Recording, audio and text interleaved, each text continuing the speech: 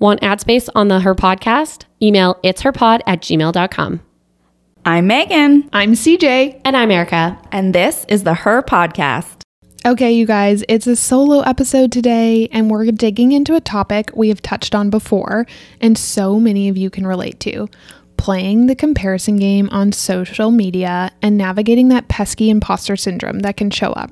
We're sharing our personal experiences, how social media affects us and our mental health, the positive and negative of sharing and connecting on social. You guys, we dig into some interesting topics like the mute function and what that actually means for each of us. Do we mute people? Do we unfollow people? And what does that actually mean? It's a really juicy conversation. Send us a DM with your favorite parts and what stood out for you and whether you agree or disagree with what we had to say today. Enjoy, guys.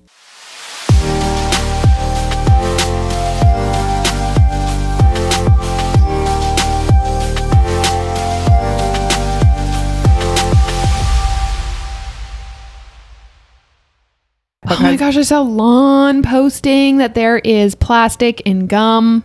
You guys, there is plastic in gum. Do not swallow your gum. I hate gum. Here's And a I fun was just fact like- about me. I will chew gum for like 30 seconds to get the taste of whatever out of And my I'm mouth. someone then who it's would never done. give you a piece of gum then, because I'd be like, no, you just spit it out. You So just you go waste. get your own gum. If you're going to waste money, waste your own money. I'm like, this tastes disgusting, but I'm getting the full benefit out of it. Which is a jaw workout, which like I already have stiff jaws. Yeah. And I'm just like, now my jaw is even more screwed up than it needs to be. Because you're getting Because that the principle. 12 cents out of that gum. I actually don't chew gum that often anymore. Let's face it, it's probably $3 at this point per piece You know, of gum. just brush It's your not teeth, 12 cents. people. It's fine. Yeah, I keep a toothbrush at work. Yeah. Great idea. I work from home, so I brush my teeth. You at home. also keep a toothbrush at work. I went to the ENT, right? Ear, nose, throat specialist, because I was having a problem with my ears. And he was like, When was this? it's, I don't know, like a few weeks ago. Okay. And he was like, it's your jaw. Oh, that's right. And he's like, stop chewing gum. And I was literally chewing gum at the time. And I was like, Mints. Got it. You're mints, like, which is why I have mints now. you I were understand. in the office chomping on your gum, and he's like, it's gum. He's like, hate gum. he said, do you clench your jaw? I said, yeah. He's like, are you a gum chewer? And then I was like, and I like showed him. And then I blew a bubble. Because I don't just say yes. I'm like, see? Let me show you. Let me show you. Show me my gum. I'm 5 years old. No, I don't think people We're all realize, 5 but years it old. causes a lot of tension. We already hold so much tension, Yeah. like in our jaw. It's ridiculous. And so I'm like, cut out the gum, people. I know it's habits, though. It's like There's hack. plastic in it. Ew. Yeah. Gross. Anyways, continue forward. I think Let's you'd just- be shocked at what plastic is in. Well, microplastic is in everything, but I will not go off on that. Let's move topics because no one wants to listen to us talk about that. Somebody might, but If you're out there, Erica doesn't. Today, instead, we're going to talk about comparison and imposter syndrome on social media. okay.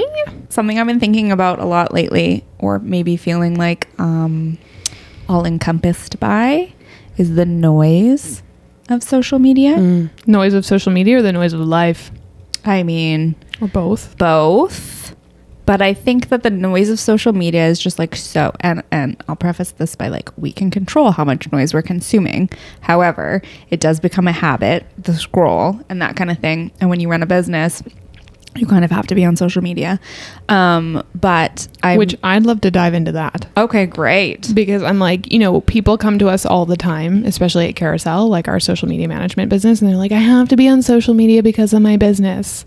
And I'm like, yes, you can be on social media for your business, but it does not mean that you need to be on social media 24/7. Like I think when people, even us, assume, okay, you own a social media co-own a social media management business. And She's trying to cut me out. never. Oh my gosh. She's kicking her. What you can't see is she's kicking her. Just kidding. But when you have a social media management business, people come to you and they're like, oh, you must be on social media all the time.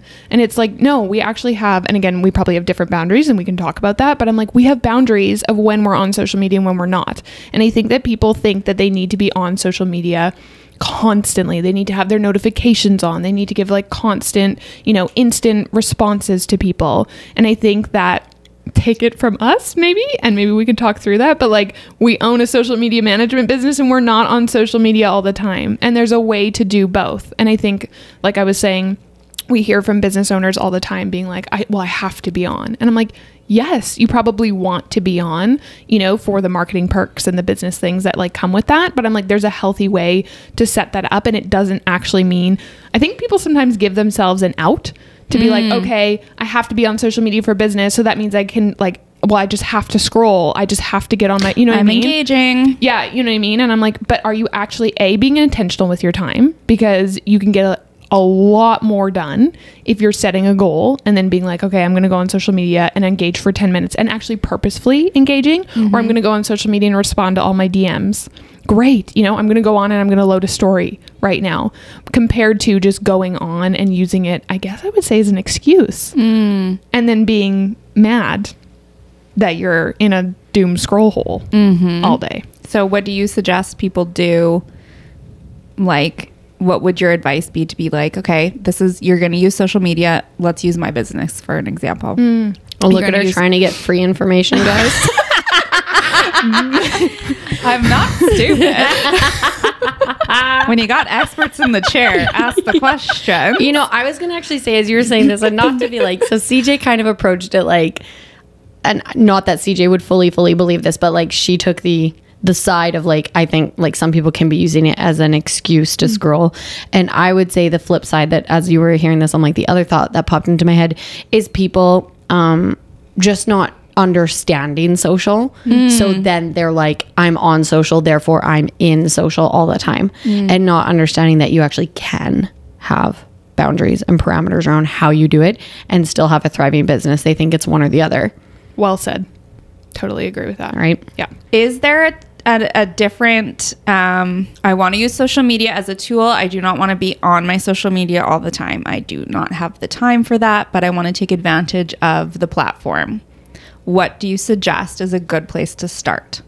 Hire carousel media manager. Oh, yeah, girl. Plug it in there. It's just about understanding your goals and like fitting social media into them. And I know that's a broad answer, but it's like, if you don't know your goals, then you won't know how to approach social media. Yes. Yeah. But if you understand, okay, I want to increase sales. Well, increasing sales means hitting on the X, Y, and Z, like, or whatever you want to go for. Yeah, I was going to say like your current audience and like new audience. So like, what does that mean on social media? Well, increasing reach or running ads or, you know, being engaging with your community. People come to us and they're like, my business has no community. And I'm like, okay, then that's going to look very different than trying to make sales on social. Like if you're trying to make sales or if you're trying to build community, they actually have different points. So I think it's really just getting first really aligned with your business goals and having your social media complement them. Yes. And then I think the other piece is like we get to some people, and this is why we offer two, sort of services at Carousel Media, is because we get people who are like, I actually physically don't have the time. My business is at a certain capacity and I need to delegate this and take it off of my plate. Right. And so I think that it's sort of twofold. Like one, get really clear on your goals, exactly like Erica said, and then you can put a strategy in place. Actually schedule that into your calendar, be like, okay, this is my time that I've allotted to these things. Because I think a lot of people are looking at social media and Instagram and they're throwing spaghetti at the fridge and trying to see what sticks. The other thing is, I think most business owners are like, okay, Erica and CJ, we heard you. I need to be on social media. And then they do not approach social media as a business tool. And what are they approaching it as? They don't know what it is. They have no idea. They're like, I have to throw this up. Because it is this balance of personal use. There's millions and billions of people who are on social media for pure enjoyment, for pure connection of just sharing photos of their kids. And that's great and wonderful. And then there's the other people who are like, I'm going to utilize it to build my business. And they are caught in between. They don't really know how to do it. And they don't, and having those tough conversations about, again, your goals and being able to say, this is a business tool for me. Therefore I need to treat it or like a part of my marketing plan. Like they need to treat it like a part of their marketing plan. But because it's free and accessible, they forget that it can actually be like a business tool. Yeah. Either like underutilizing it or seeing it as lesser than, you know, and being like, this is not a part of my business. And it's like, it's just this thing. And it's like, no, it could be an integral part of your business. Yeah. So it's like harnessing how to understand it. Yes. But I think the direction we're trying to take the conversation today, outside of whatever tangent we just got into, spaghettis, is people comparison. Feeling like they have to be on social. That's what you were saying. And I think like, you know, whether it's business or personal, we can get into, I think that comparison is just so wild, right? And so I think, you know, if we can segue from what we were talking about from a business perspective, people look, they're like, oh, look, like they have a successful business. This is the way they're doing something. I need to do that too.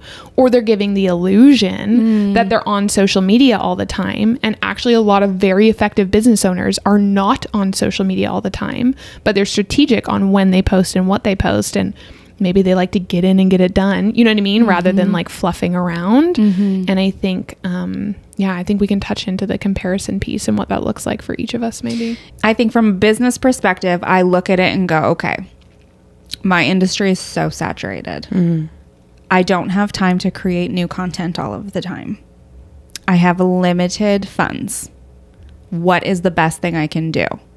Then I freeze and I look at other people who are just shooting out content and I'm like, well, why bother? Because it's just going to get lost. So you get imposter syndrome. Totally. And also comparison freeze.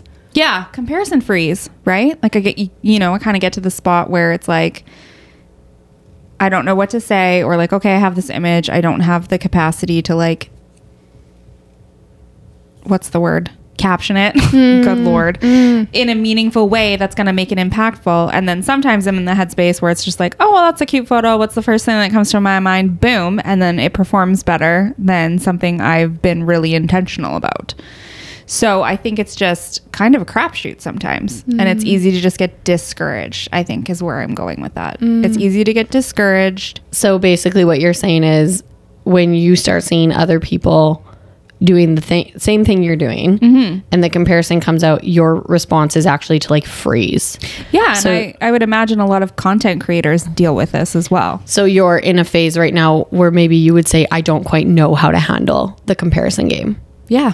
I think like when it comes to comparison on social media, I think that we all feel it, you know, whether it's in a personal page or in a business page, right? I think comparison just is a natural, it's actually not an emotion, but a feeling or like a something that, you know, it's like an experience. Yeah. An experience that comes up for people. And I think I've read that there's two types of comparison is you can go high or you can go low, right? So you can compare upwards and be like, oh, like I'm less than, I don't.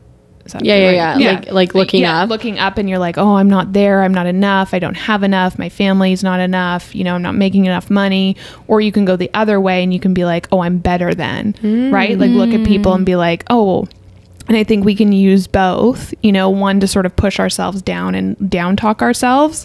And then one where we actually are almost pushing other people down in order to bring ourselves up, you know? And I think comparison, from what I understand, maybe is like a natural thing that comes up. And so how do we allow it to be a part of our life, but maybe stop and actually think and take ourselves off autopilot, you know, is something we've talked about today. And be like, what are the things and systems, maybe it doesn't need to be systems, like what are the things, boundaries, you know, permissions I can put in place so that I'm reserving my energy and I'm having less comparison, right? So I know like for me, like I'm very cautious about who I follow on social media, right? And I'm like, if this is bringing me energy where I'm like comparing and I'm like, you know, they're doing fantastic from what I'm seeing on Instagram, but internally I can feel that building up of like, I'm feeling lesser than. I'm like, you guys, like mute is a beautiful function, or unfollow, you know, depending on what the relationship is with that person. And I think too often we just don't take that little step to protect ourselves and actually really think, you know, okay, whose content am I consuming? And I really want to consume content that brings me forward, right? And so I think we all know I'm really educational based. And so I'm like, I want to learn things, right? Whether it's in health or wellness or personal development or business, right? And so I'm very strategic in who I follow to be like, okay, I want to learn from these people, right? And I want to have that sort of attitude when I go into it. But would you say, so backstory, I think, with social media, and I want to ask this question to Megan too, is CJ doesn't really have a personal Instagram account. like it's kind of there, but not really, right? It's like, yeah, I went and updated my bio the other day, maybe last week, you guys. And I was like, one day I'll post on here. Until then, ... That was your bio? I literally updated my bio to that. I love it. And so my question is, hilarious. because Megan and I think sit in a very more emotionally tied, you know, history with social media and what it's done for our businesses and for us personally.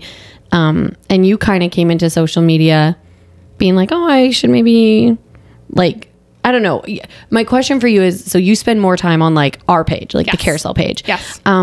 So is like your immediate response when you come across something that starts to build that feeling, are you immediately like, I either need to get off or I need to mute or I need to, like, what is the steps then that you're taking? Because I think out of us three, you probably have the most healthy relationship with social media. Yeah. And so I'm curious on like, because it'll be very different for us. Yeah. What your like response That's a good is. question. I think, and I've said it maybe on a different podcast as well, and it'll pertain here, but I think I really hold the mirror up to myself and I go, what inside of myself is being triggered right now? Like, what am I wanting from watching this person's content, right? Am I wanting, you know, their business, their lifestyle? You know, what inside of me is having friction? And is there a way that I can like wish them well and continue to like see the content? Or am I like, I need to like step outside and take some time and work on something in me? I think one of the biggest things is, I think people probably when they get that feeling either need to like work through it a little bit or be like, okay, maybe I need to put my phone down. Like you alluded to that, right? I think too often we just like continue and then we go deeper and deeper and deeper. And I think once you maybe get that twinge that happens to you, it's almost like, we talked about this in our first boundaries episode. It's almost like a speed bump for me. So when I get that first feeling of like, oh, I'm like, this is a speed bump. Saying that if I continue down this path, the next person's content, I might get that same feeling from, even though I wouldn't later, because I'm maybe not in like an emotionally, not a stable place, but like I can see my brain starting to slip and all content now I'm like viewing through a lens of being like, oh, I'm the worst, you know what I mean? And I'm like, okay, let's get back to, you know, in real life, let's put my phone down for a minute, you know, and connect with myself maybe. Yeah.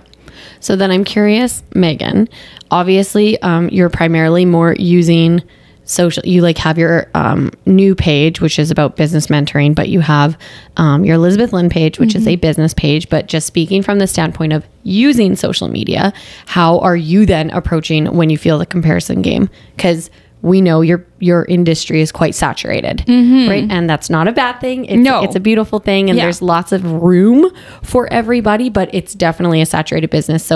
Or industry. So how are you handling when you're scrolling and you're seeing this business and this one and this person? And maybe you're not, and that's okay too. Like walk us through because I think people will relate no matter where you're at. Yeah.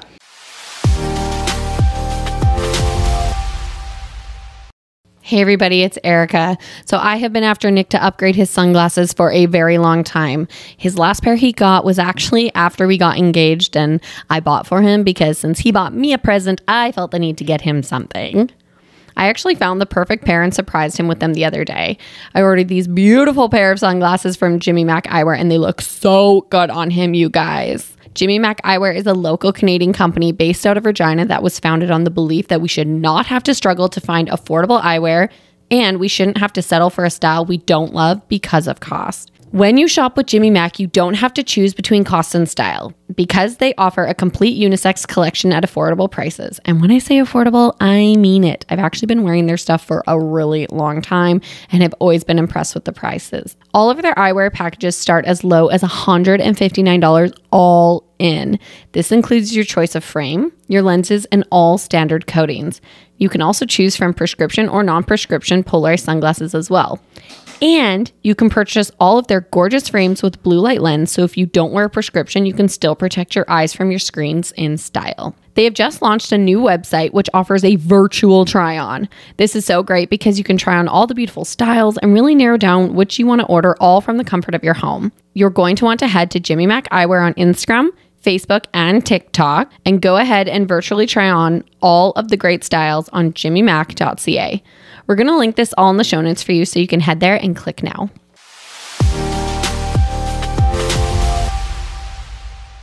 I think that It depends on the day for me. It depends a lot on my headspace, on what I'm doing that day, on if I'm feeling inspired or if I'm feeling overwhelmed. Like if I'm feeling overwhelmed in a day, I don't want to be on social media at all. That's when I feel that like really bad like push-pull. Like, oh, I should be putting content out. I should be putting content out. And then I'll open my phone and I'll see what's going on. And then I'm just like, well, why bother now? Because you know what I mean? There's a bit of a struggle with, how do I word this so that it's not... I think we've talked about this a little bit before, like when you say like if you're inspired by something, then give credit, right? But what I see a lot of happening, and this has happened to me a lot, is just straight up copying. And then it's just really, I just don't have the capacity to care to, you know, not like one up it or like, okay, well, that doesn't fuel me to do something different. I'm just like, that's annoying. So then I'm just like, ugh, it's so saturated. Like, what's the point some days? Well, and can I make an observation? And please correct me if I'm wrong, but I'm like, what I'm hearing from you is it sounds like when you're going to like, you know, create content or post or go on social media, possibly your intention is to like, get, you know, test the water, get the feel, like get inspired, prepare instead of possibly like creating your content, doing your thing and just posting it and having it out there. Like you're allowing what you're seeing first to filter, which is maybe where you're getting the block. Probably. Okay. Yeah, that's a really good insight.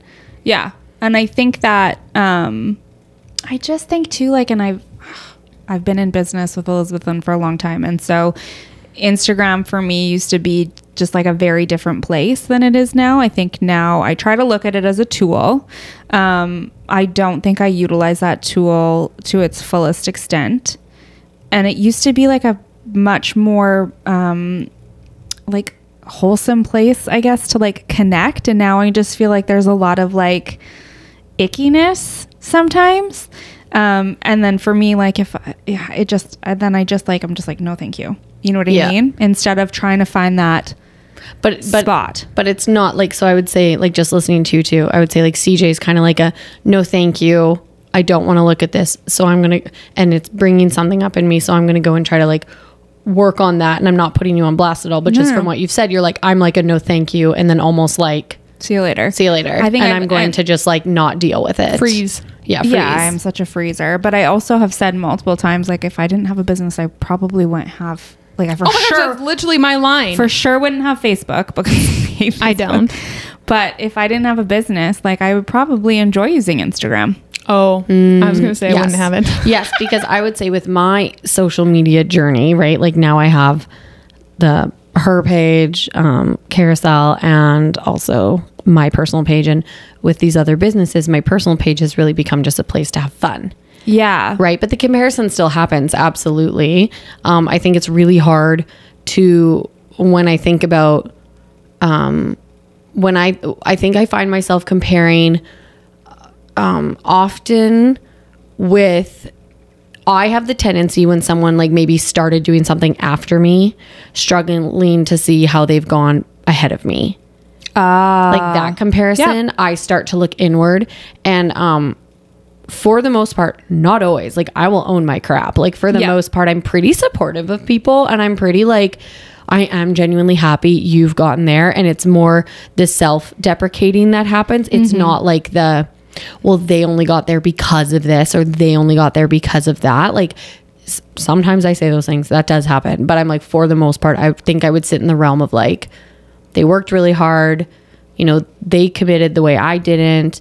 But then it's like the self-deprecating bit comes in that I'm like, oh, I could have, I should have, I would have, right? Like all those comments come in. And I think for me, there's been like a few things I've really had to practice, which is like always going back to like, I am a person who makes a decision. And once I make a decision, like it is very rare that I sit in the like, the limbo or the waiting phase or the like regret phase. Okay. Like and that's not always good. I would say, I have in the past made some like really poor decisions, and then I'm like, well, the decision's made, so too bad. Now move on from this point. Right. And I always say that to my husband, like when he's stressed about work, I'll be like, well, we're already here. Yeah. So you can talk about what you should have done 3 months back, but you can't do it. So now we go forward. So I think for me, the comparison game always makes me like reflect and be like, there's like that moment where I turn back and go, if I had only done that, if only I had done that. And then very quickly I'm like, okay, well, what am I going to do today to like keep stepping forward?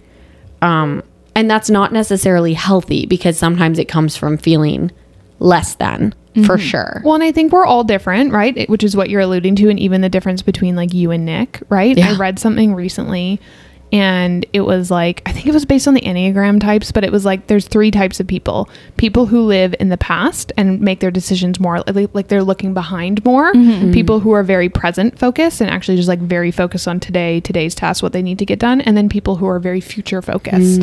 And so I think, you know, like in anything, learning yourself, like trying to figure out, okay, like what is my default, right? Like, where do I technically go? Which, like, it sounds like you're future focused, you know, like you're like, look at the past. I'm not trying to put words in your mouth, but I'm like, you know, all people are in different sort of stages of a default of what they tend to do, whether that's backwards, in the moment, or forward thinking more so. Not that they don't do all of them, but they tend to sit in one camp more than the other. Yeah, that makes complete sense. Something that just popped into my head too, that I think is maybe like at the center of my current struggles with social media is like, I just feel very uninspired. Like, it's almost like there's so much coming at you, you don't know where to look, right? That's why I don't look at all. It's just like, that's why I say no thank I put my horse, what are those horse blinders on? Well, and I think spaghetti and horse blinders.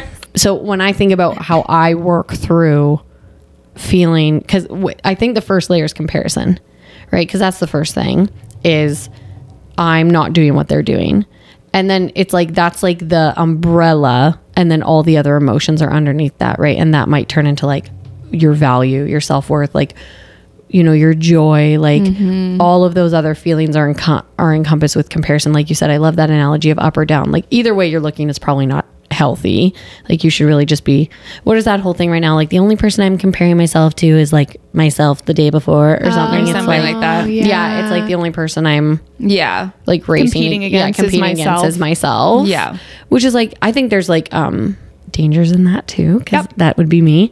But something that's helped me with comparison, when I get into really negative self-talk, because I think I come off as like a very positive person, a very like fun and like lighthearted, goofy girl, but I can also, I always say there's like the polar opposite. So like, I can be like really encouraging. I can also be like very self-deprecating. And so I find when I get into a space where I'm sitting on Instagram and I'm watching and I'm scrolling and I can like feel that tightness in my chest of like, I need to do that and I need to do that. And it like gets really fast. What immediately happens is I start questioning my value immediately. Like, that's exactly where comparison goes for me. I don't know about you guys, but it goes to like my worth immediately. It's like, what am I worth? Where is my value? And so for me, I'm going to share something that I picked up a few years ago. And I read a book, and it's actually called So Long Insecurity, You've Been a Bad Friend. And it's by Beth Moore, and she's a Christian speaker, and she's hilarious. But she wrote in her book about insecurity. And because that's really what comparison, I think, is like insecurity. It's really what we're talking about here is that. And she wrote in the book, and she took it from the Bible, so buckle up a little bit. But it's in Proverbs 31, and it's at the very end of Proverbs. It's called the epilogue, the wife of a noble character. And she says this. She says, let me find it.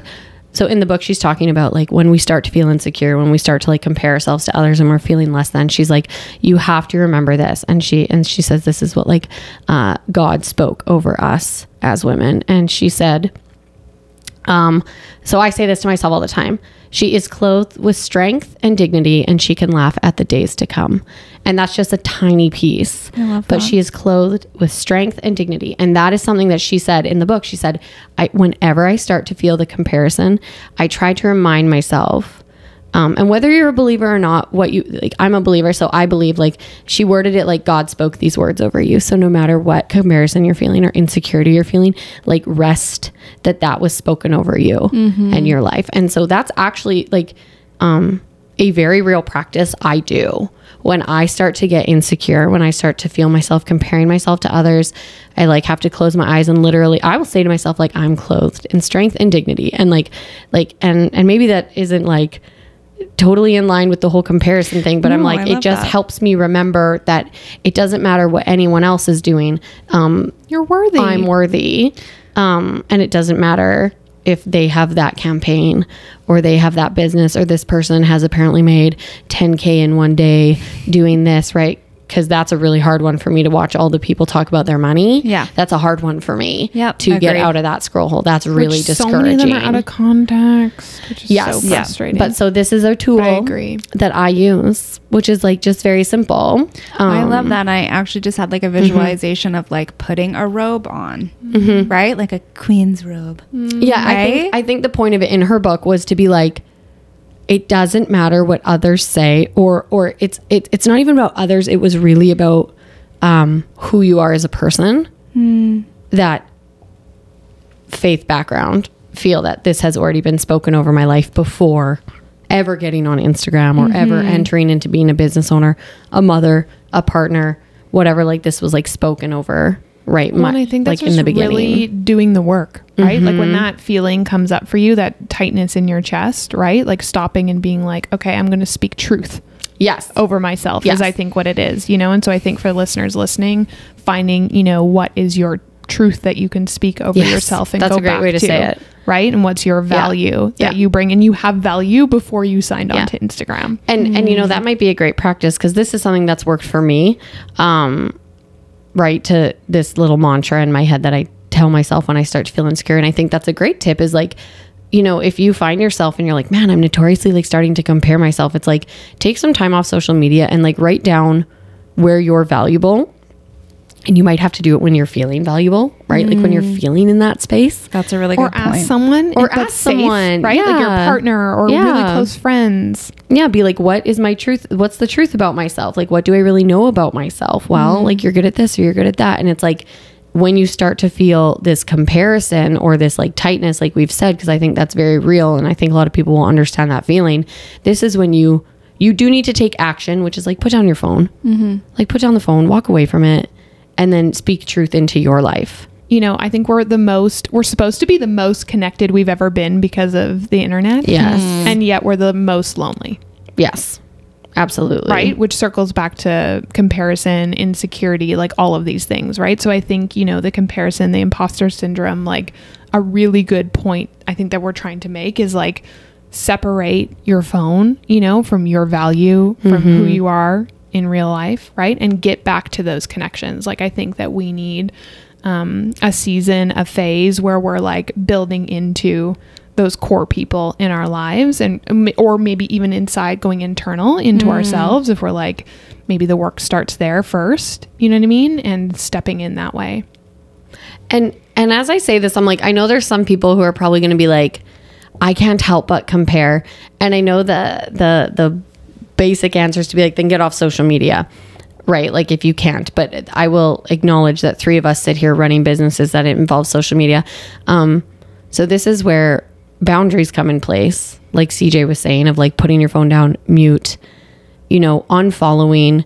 The algorithm will show what you're watching, right? Like when you go to watch something and you watch it over and over again, and then you're like, why do I have this onslaught of like freaking Amazon affiliate, like make this much money? It's because I've watched a few of them, and now the algorithm's like, you like it. So like you might need to change some actual social habits, and you might need to seek out the kind of content that you want that's going to fulfill you. And so it will take action for you to actually do. I think people just don't realize enough how much control they actually have. They're like, I'm just like free floating down this river. And I'm like, you've chosen to get in this river, you know, like, you know what I mean? And I think when you're talking about the algorithm specifically, I think some people already know this. And if you don't, like, you influence the algorithm, you get to set up your social, right? So the content that you are searching, the people you're following, the people you're engaging with, that's everything that they're taking, the data they're intaking and then inputting out into what type of content they want to show you. So I think really, if you're like, I need to see different content, lean into searching, following, liking different content, and then that will start to pop up.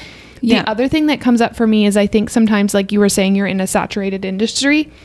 And I think sometimes I've heard someone else say it, And they were like, I actually like sort of have spheres or like pillars in my life. And I try and look for people in those spheres to sort of follow. So maybe it's like someone in personal development, and maybe it's someone in like health, and someone in business. And I think sometimes we think, I'm trying to differentiate here between market research of like looking at your competitors, right, and what they're doing, and then also being like, how do you go look at something that's completely unrelated to what you're doing and actually bring that creative energy then to your business? Yeah. Like, so I feel like if you're feeling stuck and you're like, oh, like I'm, for us in social media, I'm just following all these social media managers and feeling like I'm not doing it good enough. Like, I actually really like to follow people in other industries to get creative and then be like, how can I bring that now to my niche, rather than looking at my own niche and then feeling that comparison game come up. Yeah. And you posted the other day about, do you remember that you can like choose to make your feed the people that you follow? And I was like, oh yeah. And then I immediately did. I saw the comments, like people commenting and stuff, because I think we forget that, and you're just like, oh, I'm just like seeing all this shit on social media, but you actually can change your settings. Yes, you can go in and choose. I heard a really great definition of comparison. It's from Brene Brown. Love Brene. I wrote it down from her book Atlas of the Heart, which is really great because it walks through like all emotions basically and gives like really cool definitions and examples of like what those emotions are and how to work through them. Highly recommend reading. But she gives the definition of comparison is the crush of conformity from one side and competition from the other. It's simultaneously trying to fit in and stand out at the same time. Be like everyone else, but be better. Ooh, that's good. That's very good.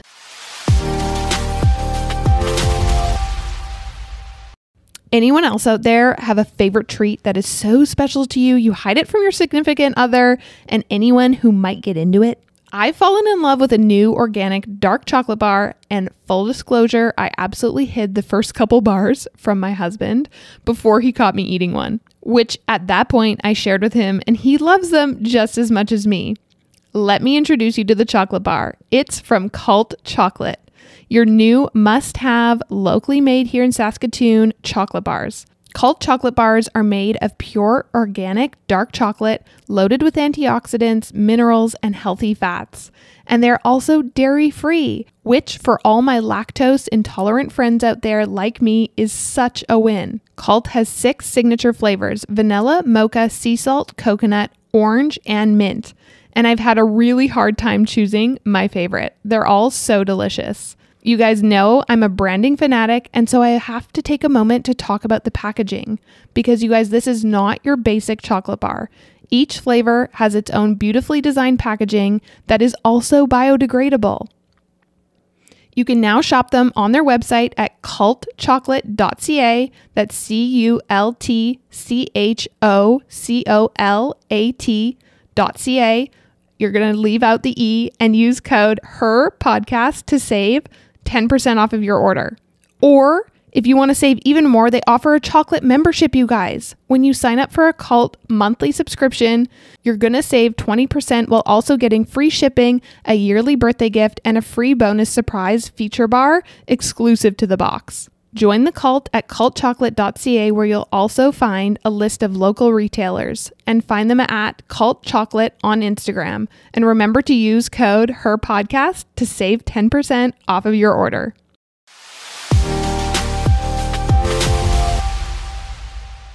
You know, I think people enter into social media and they think it's like what you said, it's like this like river that just like you have no control over and you can't do anything with. And so I think there's something to be said about like, why are you on social media? And like reevaluating that and like having those questions about like, is this feeding me? You know, and it's like that. We talk about that a lot on our podcast, like those little like goofy yes or no things in magazines when we were teenagers that would like lead you to different answers. And I'm like, start with like, why are you on social media? You know, like, do you enjoy being on social media? Like, what's the purpose of being here? And it will lead you to an answer. And your answer might be, yeah, you know, I have a business. I really feel like I need to be on social media. And it's like, okay, that's going to take you one direction. And that's okay. And there's nothing wrong with owning that you're like, I'm really only on because I have a business. But then it's going, okay, if you're not like enjoying social media, but you recognize it's like good for your business and you're like, hey, I get a lot of referrals from here. This is like a great big calling card for me and it does work. You have to set parameters in place. You know, you have to find ways to set boundaries so that it can be doable for you and you don't get lost in the comparison game. And like CJ said, that might mean muting someone because you're like, it's too distracting. It's too distracting. And I want to talk about the mute button for a second. Because I actually think the mute button's like a really hot topic. Well, it's just like, I mean, I sit in these different camps, right? Because what are the camps? Are we going to get blasted for all the people on mute? Names for each yes, camp? I do. No, like, because I sit in the like influencer marketing, content creation side, and then I sit in the like business side. So sometimes I approach topics like, I think like from an interesting standpoint, well, yeah, I see both. You're kind of split in a lot of ways. I would say that I equally see the value of the mute button because I think it is important to take space, right? But I know other people, and I have said this before in the past, I think my view on the mute button has changed a little bit, but in the past I would have said, well, the mute button makes me think you don't want to be involved in my life. But it makes me think that your internal issues are so much bigger than like our relationship. Now, I would say that for someone who maybe I knew really well muting me. Like, you know, like a friend. Do people tell you that they mute you? No, no, but okay. Sometimes, yeah, no. Sometimes you figure it out. Yeah, there's ways to sometimes. It wasn't like, me. I didn't mute her, you guys. No, but do you know what I'm saying? Like, I think the mute button works really well. Well, you probably want to know, I'm imagining, like, what was the intention of the, like let's say someone muted you, right? Yeah. Like someone muted us and you find out and you're like, well, what was your intention? Right? So Yeah. like if you're my friend and you have me on mute, are we actually friends? Yes. Is probably Yes. where Okay. you're going. So I think like on one hand, I'm like from the business standpoint, I totally value muting other businesses. Like, why are we muting people? Like, why are we muting people? Like, should we just unfollow? Should we unfollow or just is this leave like it? work that needs to be done is my question. So like, again, let's pretend Megan mutes me. Let's just pretend for a second. I think my thing would be like, but I'd be like, okay, what has happened that you don't want to be involved in my life? And then if you're like, well, I'm constantly comparing myself to you, then it'd be like, okay, so again, this is now a you thing. I get that I'm probably not making sense, but I think I'm like the idea of mute is like, I want to keep following. I don't want to unfollow you because I don't want you to know, because that's what mute is. It basically makes you not see them. Yeah. And they don't know that you've like wanted to disconnect. Yeah. Because that's what mute is. Mute is silencing. Don't want to see you anymore. Don't want to hear you anymore. That's what mute is doing. Why? Is it because they've done something that's offended you and you're like, I don't want to be a part of this content anymore? Then why aren't you just unfollowing or having a conversation? Or is this an internal issue that goes, when I watch them, I compare myself and it's just not healthy for me, and I can get behind that, but then I'm like, but at some point you have to do the work or you're going to mute the entire world. That's my question. That's a really good question. The one thing that comes up for me is Ashley, the boundary therapist, saying, you know, that mute is a silent boundary, like a quiet boundary. Yep. Right. And so it's us setting a boundary without having to like have the ripple effects of like true. a loud boundary. So Totally. like that comes to mind for me. But I really like that idea, Erica, of thinking in, you know, it's kind of given us in one way, and maybe this is how you're trying to phrase it, like a passive It's like an out. It's like an out from not having to have hard conversations externally or internally. Yeah, I get that for sure. Here's the deal. I have people muted. Like I do. I have people muted who I've either been like, and I'm going to evaluate this after we get off and go, I should probably just unfollow those people. I'm sitting here thinking about who I have muted. Yeah. And being It's not a lot of it's not a accounts. lot. And I'm sure I actually don't even like remember some of them. Like I'll go and be like, what? Yeah. But I'm like, so this is my point. I've been unfollowed by friends before. And my question is like, what am I doing that bothers you so much that we either can't have a conversation or you can't see past what I'm doing to be my friend? Typically I do think this goes back to comparison. I do think there's often a lot of uncomfortability within people that make them be like my classic one when I was first starting influencing was like, it's too much, Erica. I just like don't want to see all that. And I'm like, you don't want to see my life, but we're friends. So this is getting into a different topic, but it's just like very interesting to me because I think exactly what you said, the mute button can be a silent boundary, which is great. But at what point is it being used as like a way to an easy out of not just being like, you know what, this person doesn't bring me anything. And instead of just unfollowing them and being like, because I think muting and unfollowing is the same thing. It's saying I don't want to really be in. It's an out. Yeah, it's like, I don't want to be involved. But the mute button was, I believe, invented so people didn't have to know that they didn't want to be involved with people. And are we shocked that society doesn't have to make that active decision now and make ripple effects and take a choice? We're all like, everything's fine. Everything's fine. I'm sure we've been muted on some people's pages, the podcast. We're on social all the time. Yeah. And my question is like, I guess my question is, if you are prepared to mute someone because you don't want to engage with them, why are you following them? Yeah, that's a good question. I think that, and it's because of social politics. Yeah, I was gonna say it's the repercussions. Yes. Like I have people on mute that I'm like, well, I can't actually unfollow because socially you don't want it to look like But what would happen? That person, this is what would happen. That person would never say anything to you because no one wants to be the girl who's like, they unfollowed me. No one wants to be that girl. Yeah. So instead it would just breed. So I can appreciate that there is and then the person who gets unfollowed is probably coming up with a narrative. Yes. Right? So if they notice, hey, okay, again, Megan has not unfollowed me, but let's say Megan unfollows Carousel. And it's like, you won't give me free advice. Because you guys just won't give me the free stuff, and then I've noticed that like I would now create a narrative, true or untrue, probably untrue, of like why you've done that. But we're stopping having real life conversations, because am I now going to have to come forward when probably you actually should have come forward if you were having the issue to have to unfollow? I think it's interesting to go into the topic of narratives and the narratives that we create around everything, because what narratives are we creating when we're comparing, right? I'm creating this narrative that Erica has the perfect life. Erica has this, that, and the other. She's got, it all together. And oh my gosh, look at her beautiful home and look at her beautiful dog and look at her happy family. And like, wow, Erica's got it all together and I don't have this, that, or the other. So I'm creating this narrative that Erica is now on a pedestal and she's perfect and she has this perfect life. When in reality, she's human and there's things about her life that throw her off all the time, right? But I've created this narrative that I now then believe to be true. Creating narratives is, it's always dangerous. But I'm thinking about what you said about like how it's more on the person to like, if you want to unfollow someone. And the truth is, more of that conversation, the unfollow and the mute, is probably more about actual friendships and relationships, right? Yeah. Because I really don't care. No, like a celebrity you unfollow. Great. No one knows. Well, like that?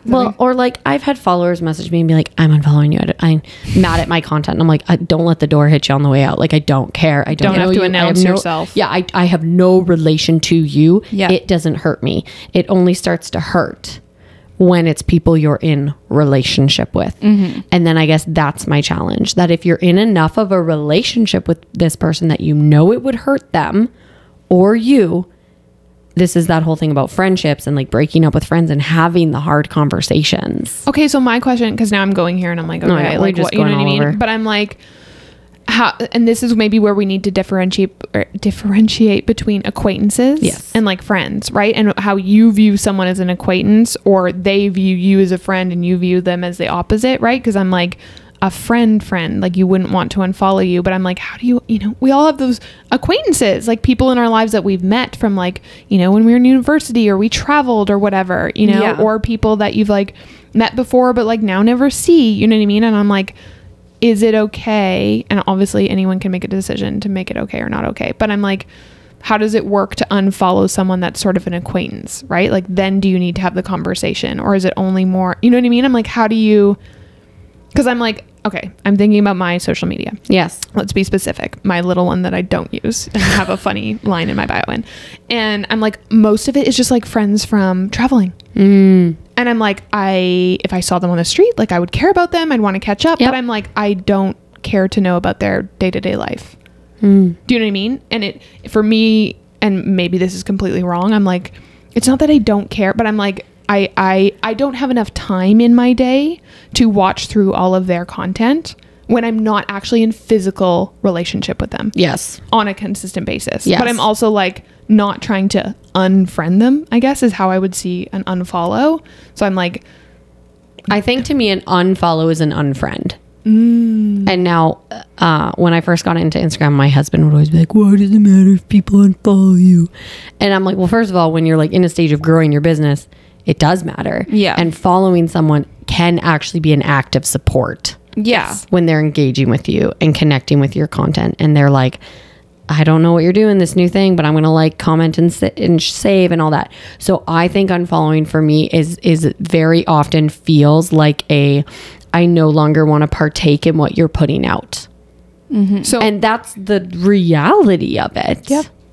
So my question is, because we all have limited time, right? And obviously like who we continue to follow like might grow, right? Like maybe you first start on Instagram and you're following 100 people and now you're following like 3,000, right? And I'm like, maybe you have 3,000 people that you follow, but like, how do we unfollow? Do we mute? Do we just choose whose content we're like watching? Because we don't technically, most of us, even if we have 100 people we follow, have enough time in the day to consume all of that content. That's just where my brain has gone. Yeah. Now, I think for me, it's like, I really like this conversation. I don't This took a really fun turn. I don't unfollow people unless I'm like, I'm done. Yeah, okay. Like I'm done. Yeah. Like I'm done. Yeah. Right. And I'm also not someone who shies away. If someone were to message me and be like, you unfollowed me, I'd be like, yeah, I'm like happy Yeah. to tell you why. Like, Yeah. Right. I'm not going to shy away from it. I don't necessarily feel the need to announce my unfollowing because typically I'm like, don't if I'm recommend that. like, honestly though, here's how I approach it. If I'm unfollowing you because I'm like, your content doesn't serve me anymore, we're probably not in a relationship enough that you care if I'm unfollowing you. Like you shouldn't probably care that much. Yeah. And if you're actually my friend and I'm not enjoying your content, I've done a lot of self-work to remind myself, To still want to support them? yes, to be like, I don't necessarily love this or the way they're doing their social media, let's say, because I have friends who I'm like, I'm not the biggest fan of that, but I'm a fan of them. Yeah.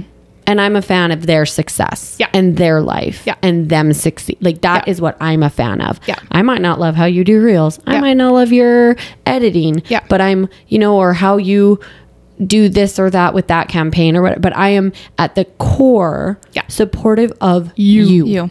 So, and I think that's the piece that people forget. And this is maybe a great way that we went this way. Because I think in the beginning when I was doing Instagram, I felt like people would just be like they were forgetting we were friends and they were forgetting that they might actually want the best for me. And instead they were like, she's trying to be somebody. You're dang right. Like, first of all, I have no problem. I being already like, am aren't somebody. we all? Thank you. already Aren't am. we all? But this is my thing. I'm like, Yeah. Do some self-work. yeah, I'm like, we're all trying to like Yeah. be somebody in life, whether it's to your family Yeah. or a big community of people. Yeah. We're all trying to find our space. Some of us want to hold bigger space. Some of us don't, like whatever. But I think so at the core, when I think like, I would say that an unfollow for me is a very clear, I no longer want to engage with this person. I no longer, I probably will not come and say hi to you on the street. I just did one of those actually, where I was like, I'm done. I'll tell you after. Okay. All the juicy details. I was Not like, on air, you guys. not on air. But I was like, no, I'm done. And I'm actually very confident in no longer engaging with this person. I do not feel the social pressure to engage with this person any longer. Let's talk You've about done the work. Yeah, the social pressure for a second. Well, sorry. No, go. This is a Are question. you fired up? No, it's just like, I think this is like a very interesting conversation because I sit in both sides. Like, I get that when people unfollow you, like, it feels like they don't like you and it feels like they don't want to be around you or support you anymore. And I'm like, that's probably true. Like, that's probably. Well, and also, that do they then need to do self-work? Or they need on to do how self-work. they feel? Like, if you're feeling that shook. Yeah. And I've had conversations with friends before where I've been like, them muting you is about them. Yeah. It's about them. Oh, 100%. Well, a lot of the time, I always go back to what Susie said. What about what I'm doing is making Yes, you feel it's uncomfortable? about them. There's like, unless you're willing to completely change yourself and your content to please them, No. You know what I mean? Which you and that shouldn't. you shouldn't do that. So I'm like, it is about them. It doesn't mean it doesn't hurt. And that's the piece about muting that people don't understand. You can say all day, it's about me. It's about me feeling insecure when I see your content. And that person sitting across from you will still feel hurt because they'll go, what about me is making you feel insecure? I don't want you to feel insecure. Right? Yeah. So it's, No, that's What good. was the thing you said? I forget. No, you said something about the social pressure. Yeah. Oh. Social pressures. So I was going to say, I mean, I think we talk about this with someone because we got on a mentorship call and they were like, should I follow everyone who follows me back?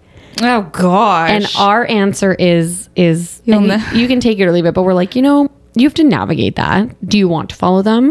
Are you inspired by them? Do you like them? Do I think you should just follow anyone who follows you? No. But do I think Instagram in some spaces is like a work environment? And sometimes there's something to be said about following the people you might hold similar space with. Oh, for sure. So for me, I'm not going to not follow a social media manager because they're a social media manager and I might compare myself, but I might go, they're in our community. We're kind of sitting in the same space. We don't work in an office together. We don't work for the same firm, but why not have connection and at least respectful relationship with each other? It doesn't mean that I necessarily love all their content, but I am trying to have a healthy workspace. Oh, I love that. I really like that. Great. Yeah, no need for that face. I No, I just totally mean like, agree. does that make sense? Oh, 100% it right? makes Yeah, sense. I really like that. Thinking about it as a workspace. Yeah. And it's kind of how I used to view sometimes even with like influencers, like it's like, especially in the city, it's like, we're all in the same industry. We're all like, it's like working at, sometimes I viewed it as like working at cubicles. And I'm like, if I worked Co-working. beside someone at a cubicle, I'd probably say hi. And maybe that's not the right way to view it, but I'm like, I think that's an interesting way to view it because really, like, we're in this digital world. to tie this all back to comparison, because we've kind of gone all over the place. Shocking. Random episode. We love a random. We love a random moment. I don't feel like it's random. I think it's very threaded together. Yeah. Threads. I think in the end, how we all deal with Instagram comparison is clearly very different. But I think the core advice we would give is to get to a place where the comparison game isn't a thing. First of all, I think is unrealistic. I think you will always be comparing yourself. I don't care how much money you have, because if you're the richest person in the world, but you're unhappy, you're going to be looking at the person who's really happy and wondering why you're not happy. So no matter what, you're going to be comparing yourself. So it's finding those tools that can walk you through the comparison, which like I said, I speak this thing into my life, speaking truth into my life, and over my life in those moments is really important. CJ said, she puts her phone down, she holds the mirror up, metaphorically, to look at herself. And if you want to go the route of Megan, you can just avoid it. You can just freeze. Like a deer in headlights. No, I think We love Megan you, is Megan. probably in a journey of figuring that out right now. Which we have She's episodes always where in a each journey. one of us are in Yeah. spaces where we're like literally like in the thick of it at a moment. Yeah. So we love being able to share, I think, with our Yeah. audience where we're actually authentically I at. do. I feel in the thick of it. That's a good way to put it. Yeah. And CJ said something, I think you said this, where you were like, if you can't speak value into your life, if you are in a place where speaking to yourself kindly and from a place of like love and knowing about you, this is when you find someone who will help you with that, and will give you that list of like, when you're feeling this way, remember this about yourself. And I'm a confident person, but a few weeks ago I called my dad, right, to speak over me, because I was feeling very stressed and anxious and all these things, and so sometimes even the people who seem like we have it, we need to call on those people. So Well, and I think my encouragement would be, if you're listening to this episode, go reach out to one or two of your friends, send them a text, send them a DM, give them a phone call, and tell them something you appreciate about them. Because I know recently I had someone out of the blue just be like, I really appreciate this about you. And like, that has now stuck with me and is something that my mind plays over and over. And so I'm like, I think we can pay this forward. What you put out there is what you get back. So I'm like, another good step in peace would to be, get off this episode and go share something with a loved one, that you really appreciate with them. And you could even phrase it like, if you're like, I don't want to be weird. No. You could even phrase it like, I just heard this episode and they spoke about speaking truth into our lives and having other people speak into us. And like, you're my friend, I want to speak into you right now. I love and that. just let you know this about you. So if you're ever feeling bad, you like remember this moment. Remember that this is what someone feels about you. Oh my gosh, I'm in the feels. Yeah. So good. Right. Also, if you guys need help with your social media management, you can give Carousel Media Management a call. And you need beautiful Jewelry. jewelry. You can hit up Elizabeth Lynn Jewelry. Plug. Yay! Plug it in. Awesome. No, we Thanks. love hearing from you guys. So let us know. Yeah. I want to say thanks for going on this roller coaster with us. Yes. We love it. 100%. We should just start calling our solos the roller coaster episodes. Yeah. Yeah, the roller for it. coaster of anxiety was one. Ah, Yeah, it was if you're looking for that one on mental health. we'll link it. You know what we'll do? Every solo will be the roller coaster of blank. I love This will be it. the roller coaster of Comparison. Instagram Oh, Instagram. or comparison or insecurity or all the things. I love Anyways. it. Roller All right. coasting. Okay. Have Okay. a great trip. Bye. Adios. Have a great trip. Thank you everyone for joining us on this episode of the Her Podcast. If you want to follow along with us, you can find us on Instagram and TikTok at its.her.podcast. We can't wait to see you there. Bye. Adios.